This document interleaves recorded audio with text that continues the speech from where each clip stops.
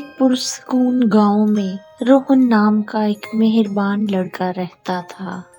ایک دن جب وہ جنگل میں گھوم رہا تھا، اس نے ایک چھوٹے سے خرگوش کو شکاری کے جال میں پھنسا ہوا پایا۔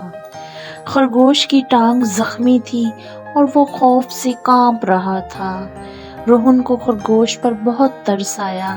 اس نے بڑی احتیاط سے اسے آزاد کیا اور اپنے گھر لے آیا۔ اس نے خرگوش کی چوٹ صاف کی، اسے کھانا کھلایا اور اس کا نام چیکو رکھ دیا۔ کچھ دنوں میں چیکو ٹھیک ہو گیا اور دونوں اچھے دوست بن گئے۔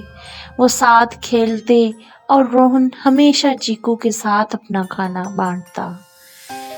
ایک دن روہن کے والد نے اسے خرگوش کے ساتھ کھیلتے دیکھا اور کہا، بیٹا، جانوروں کی اصل جگہ جنگل ہے، تمہیں چیکو کو چھوڑ دینا چاہیے۔ روہن کو افسوس تو ہوا مگر وہ بات سمجھ گیا۔ اگلی صبح وہ چیکو کو جنگل کے کنارے لے گیا اور آہستہ سے کہا، جاؤ میرے دوست، آزاد ہو جاؤ۔ چیکو نے ہچکچاتے ہوئے پیچھے دیکھا اور پھر جنگل میں چلا گیا۔ چند دن بعد روہن کو اپنے دوست کی یاد ستانے لگی۔ ایک شام جب وہ لکڑیاں اکٹھا کر رہا تھا، اسے جھاڑیوں میں حرکت محسوس ہوئی۔ حیرت کی بات یہ تھی کہ چیکو اپنے چند جنگلی دوستوں کے ساتھ وہاں کھڑا تھا۔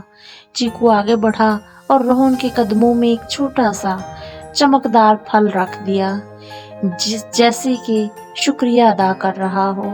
روہن مسکرا دیا اور سمجھ گیا کہ سچی مہربانی ہمیشہ کسی نہ کسی صورت میں لوٹ کر آتی ہے۔